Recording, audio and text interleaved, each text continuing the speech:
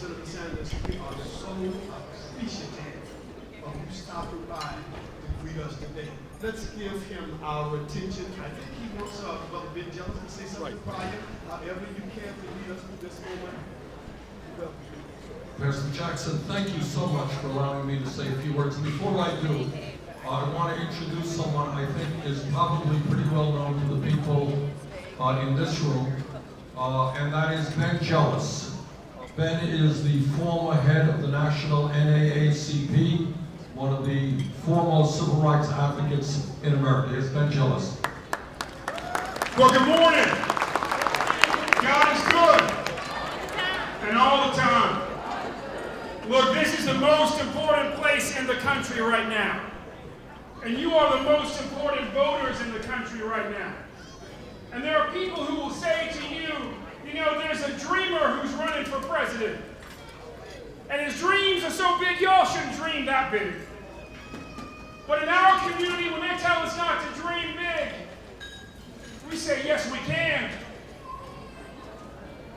And so I ask you, ladies and gentlemen, are you ready to dream big? No. Are you ready to dream big? Are you fired up? You fired up? You fired up? Ready to go? Fired up? Fired up? Fired up? Ladies and gentlemen, look, as somebody who's been their entire life in the civil rights movement, let me tell you, Dr. King gave us a matrix to judge somebody's agenda by. He said, the three giant triplets of evil are racism, militarism, and greed. And I offer to you today, there is nobody running for president in either party who is prepared to do more to fight racism, militarism, and greed than Senator Bernie Sanders. Ben, thank you very much. Let me also introduce my wife, Jane. I'll be very brief, make a few points. We have, America today, a broken criminal justice system. This is America. We should not be having more people in jail, largely African American and Latino, than any other country on earth.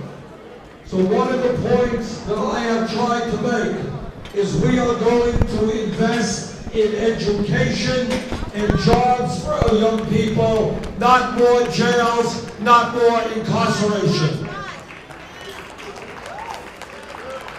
Second point to be made is we have an economy today which thankfully is a lot better than it was 7 years ago, thanks to President Obama. All of you remember that when President Obama came into office, we were losing 800,000 jobs a month, and we had a deficit of $1.4 trillion. We have made good progress, but we still have too many people in America living in poverty. It is wrong that 35% of African American children today are living in poverty, that 51% of young African Americans who graduated high school are unemployed or underemployed. Brothers and sisters, we can do a lot better than that.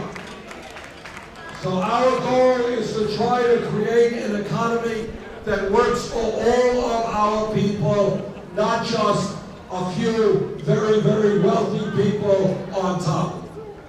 It's been indicated next week there is going to be an important primary here in South Carolina. The country will be looking at South Carolina.